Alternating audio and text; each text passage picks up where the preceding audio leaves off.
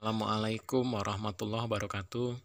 Welcome to my channel, Hermawan Haryati, channel yang berbagi seputar dunia pendidikan dan pariwisata. Mudah-mudahan apa yang saya share bermanfaat bagi kita semua. Buat kawan-kawan yang baru bergabung, mohon keikhlasannya untuk tekan like, comment, and subscribe. Terima kasih. Kabar Bapak Ibu guru hebat seluruh Indonesia, mudah-mudahan selalu dalam keadaan sehat walafiat dan tetap lancar dalam menjalankan aktivitasnya sebagai guru di sekolah maupun di madrasah. Pada kesempatan kali ini saya akan melanjutkan pembahasan latihan mengerjakan soal uji pengetahuan pendidikan profesi guru. Pada video sebelumnya, kita membahas soal dan jawaban dari nomor 21 sampai nomor 30. Kali ini kita akan lanjutkan dari nomor 31 sampai nomor 40.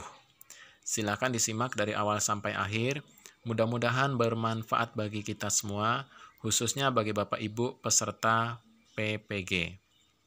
Langsung saja kita mulai untuk soal nomor 31. Nikah mut'ah merupakan nikah yang diperbolehkan pada zaman Nabi dengan banyak pertimbangan.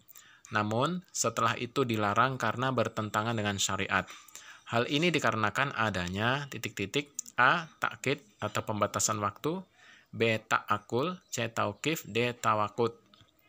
Jawaban yang benar adalah takkid atau pembatasan waktu atau habisnya masa kontrak.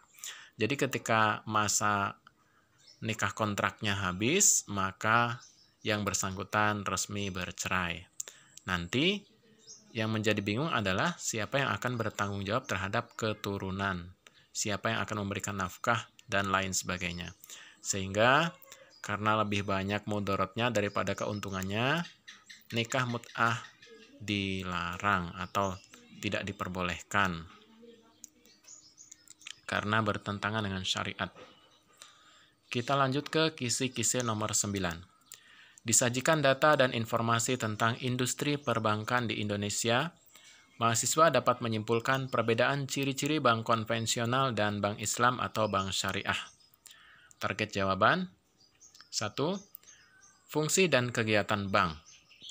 Ini ada beberapa rangkuman tentang bank dan contoh soalnya nanti. Fungsi dan kegiatan bank. Dalam menjalankan kegiatannya, bank konvensional berfungsi menyediakan jasa keuangan dan sebagai intermediasi.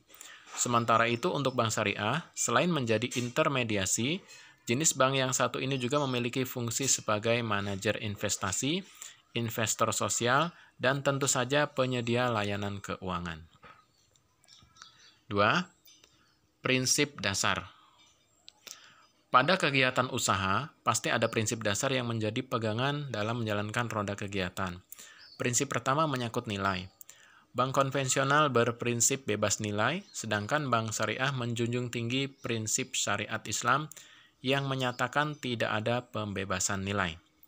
Prinsip kedua, yaitu mengenai pandangan terhadap uang.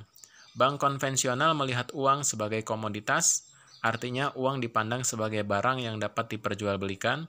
Sementara itu, bank syariah memandang uang sebagai alat tukar. Jadi dalam bank syariah, uang tidak dapat diperjualbelikan, namun dapat ditukarkan kepada bentuk lain sesuai kebutuhan. Prinsip ketiga, menyangkut tentang pertumbuhan dana yang disimpan nasabah di kedua jenis bank tersebut. Di bank konvensional, uang akan bertumbuh dengan adanya pemberian bunga yang didapat dari pengelolaan pihak bank. Namun, bank syariah menolak sistem bunga tersebut. Untuk menumbuhkan uang nasabahnya, bank ini menerapkan sistem bagi hasil. 3. Risiko usaha. Mengenai risiko usaha, bank syariah menerapkan poin ringan sama dijinjing, berat sama dipikul antara bank dan nasabah.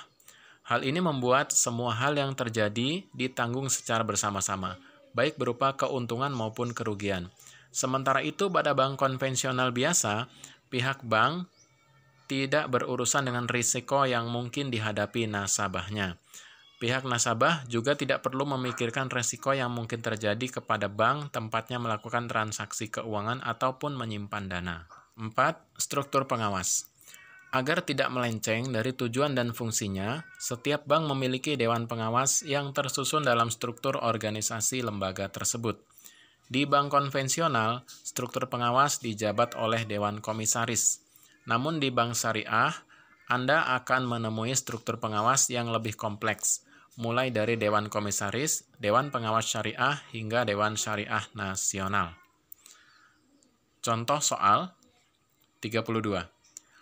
Lembaga keuangan yang fungsi utamanya untuk menghimpun dana yang disalurkan kepada orang atau lembaga yang membutuhkannya guna investasi atau penanaman modal dan usaha-usaha yang produktif dengan sistem bunga adalah titik-titik. A. Bank konvensional, B. Bank non-Islam, C. Bank muamalat, D. Jawaban A dan B benar. Jadi berdasarkan rangkuman di atas, suatu bank yang menerapkan sistem bunga adalah bank konvensional dan bank non-Islam. Sedangkan bank muamalat adalah salah satu contoh bank syariah. Lanjut soal nomor 33. Yang termasuk bank Islam adalah A. Bank muamalat, B. Bank umum, B. Bank umum, C. Bank konvensional, D. Bank berkreditan rakyat. Melihat dari jawabannya, bank umum, bank konvensional, dan bank berkreditan rakyat ini termasuk bank konvensional. Jadi, untuk bank Islam adalah, atau bank syariah, contohnya adalah bank muamalat. Kita lanjut ke soal nomor 34. Suatu lembaga yang fungsi utamanya menghimpun dana untuk disalurkan kepada orang atau lembaga yang membutuhkannya dengan sistem tanpa bunga adalah A. Bank Islam, B. Bank umum, C. Bank konvensional, D. Bank berkreditan rakyat, BPR. Jawaban yang benar adalah A, yaitu bank Islam atau bank syariah dengan sistem tanpa bunga. Lanjut soal nomor 35. Salah satu pola yang diusung oleh bank syariah adalah bank menyediakan barang ataupun aset yang diinginkan konsumen dengan imbalan yang telah disepakati. Pola ini disebut dengan A. Pola murabahah, B. Pola salam, C. Pola istisna, D. Pola sewa. Jawaban yang benar adalah pola murabahah. Itu bank menyediakan barang atau aset yang diinginkan konsumen dengan imbalan yang telah disepakati. Lanjut ke soal nomor 36. Salah satu pola yang diusung oleh bank syariah adalah layaknya pemesanan barang ataupun aset tertentu dari nasabah kepada pihak bank. Dalam pemesanan tersebut, pembayaran dilakukan pada awal transaksi, sedangkan barang baru akan diberikan di kemudian hari.